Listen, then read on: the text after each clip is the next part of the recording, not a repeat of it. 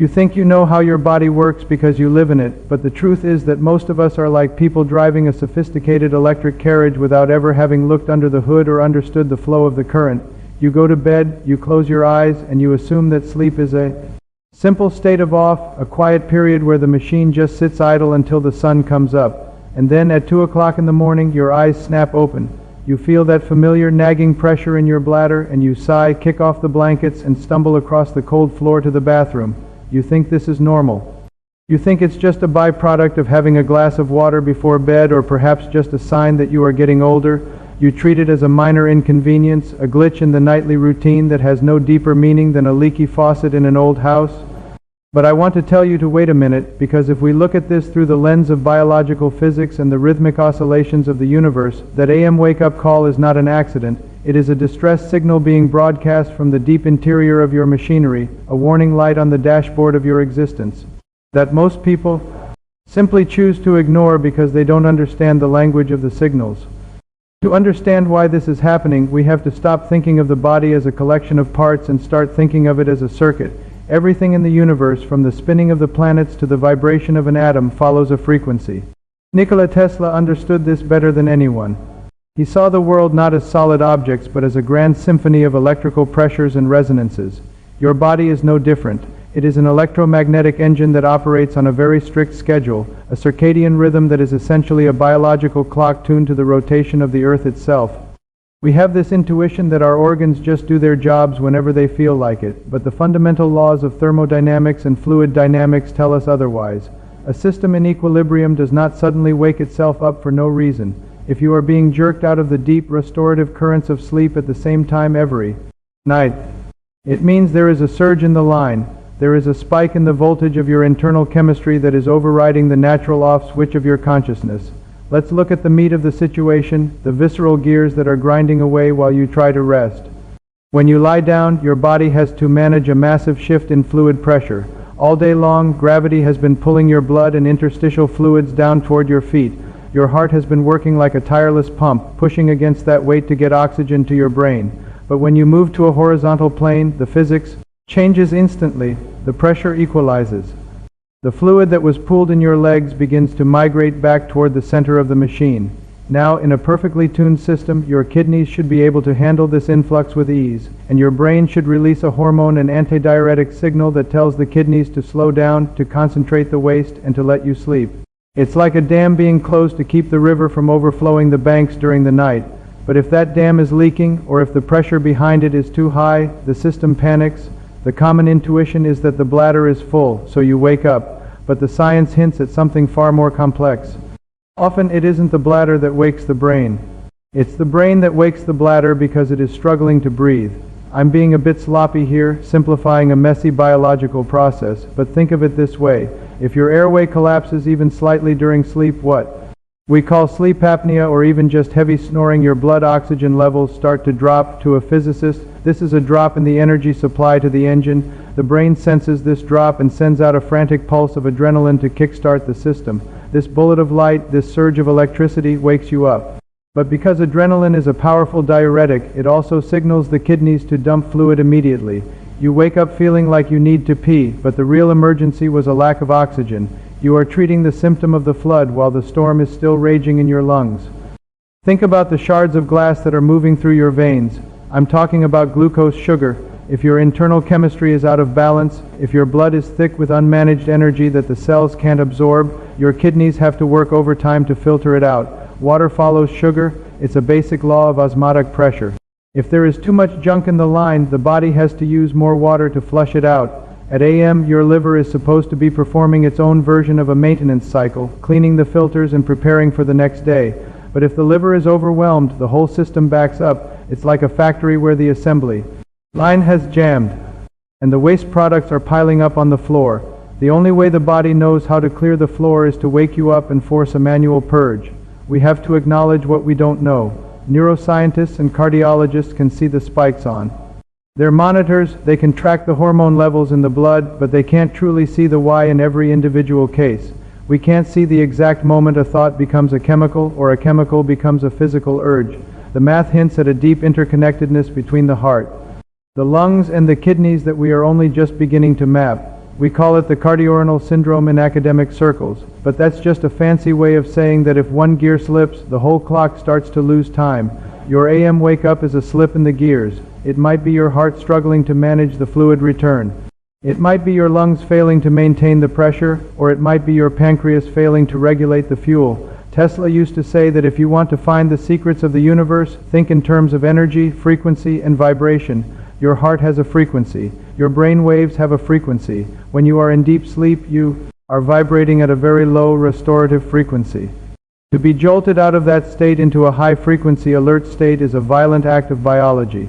It's like taking a delicate violin string and suddenly plucking it with a sledgehammer. The vibration travels through every cell. The warning your body is sending isn't just about the bathroom. It's about the fact that your system is incapable of maintaining a state of rest. It is stuck in a state of high tension, a fight or flight resonance that should only happen if a predator is chasing you, not when you are safe under your duvet. Imagine your nervous system as a vast network of copper wires. All day long, these wires are carrying messages, sparking with activity. At night, the voltage is supposed to drop, but in our modern world, we are constantly bombarded by artificial frequencies. The blue light of our screens, the hum of the electrical grid, the constant static of stress, this keeps the wires hot. By the time AM rolls around, the accumulation of this static reaches a breaking point. The body, unable to discharge the energy normally, triggers a wake-up response. It's a literal grounding of the circuit.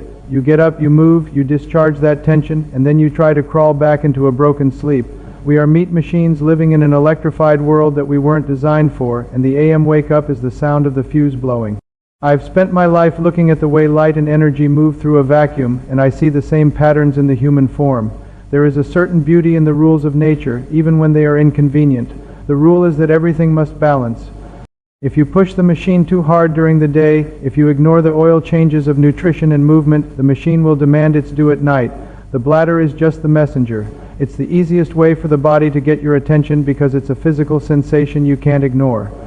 You might ignore a slight palpitation of the heart or a bit of brain fog, but you cannot ignore the urge to pee. It is a brilliant, if annoying, design feature. The deep analysis of this warning leads us to the heart of our limitations. We are fragile. We are built of salt water and delicate proteins held together by the mysterious glue of consciousness. In 60 seconds of being awake at AM, your brain is trying to make sense of a world that shouldn't be there yet. You feel the cold air on your skin, you hear the silence of the house, and for a moment you are acutely aware of your own existence. This is the philosophical weight of the problem. We are not just biological units. We are observers of our own decay and our own resilience. That wake-up call is a reminder that you are not in total control. You are a passenger in a vessel that has its own rules, its own dignity, and its own breaking points. We must be honest about the fact that medicine often treats these things in isolation. A doctor might give you a pill to relax the bladder or a mask to help you breathe, but they rarely look at the gears as a single unified movement. They don't see the way the bullets of light from your stress hormones are ricocheting off your arterial walls. They don't see the shards of glass in your blood scraping against the delicate filters of your kidneys. But if you sit and listen to the silence of that AM hour, you can almost hear the machinery straining. You can feel the imbalance. It's a visceral, heavy concept, the idea that your lifestyle, your environment, and your very thoughts are vibrating through your organs and manifesting as a physical need. Think about the concept of entropy. Everything moves toward disorder. Sleep is our primary way of fighting entropy, of rebuilding the order within ourselves. When you wake up at AM, you are losing that battle. You are letting disorder leak into your restorative phase. This is why it's a warning. It's not a warning of immediate death usually, but it's a warning of accelerated wear and tear. It's the sound of the engine running too hot for too long. If you don't find the source of the heat, whether it's your diet, your stress, or a hidden physical ailment, the engine will eventually seize. Nature's rules are absolute. She doesn't give extra credit for effort. She only cares about the physics of the system. I want you to consider the sheer complexity of what has to go right for you to stay asleep. Your brain has to paralyze your muscles so you don't act out your dreams. It has to regulate your temperature, keep your heart beating at a steady 40 or 50 beats per minute, and manage the vast chemical laboratory of your gut. It's a miracle that we ever sleep for 8 hours straight. It's a testament to the incredible engineering of life. But when that miracle fails, we should be curious, not frustrated. We should ask ourselves, what is the frequency of my life right now? Am I in resonance with the natural world, or am I vibrating at a jagged, dissonant rate? The beauty of the universe lies in its patterns. The Fibonacci sequence in a seashell, the spiral of a galaxy, and the rhythm of your own breath are all connected. When you wake up at AM, you are falling out of that rhythm, you are becoming a stray voltage in the cosmic circuit. But the body is forgiving. It sends these warnings early. It gives you years, sometimes decades, of these AM nudges before the system truly fails. It is a conversation. Your body is saying, I am struggling, and it's up to you to listen. We often spend more time maintaining our horseless carriages or our wireless communication devices than we do listening to the internal hum of our own hearts. In my time, I saw the world as a giant electrical reservoir.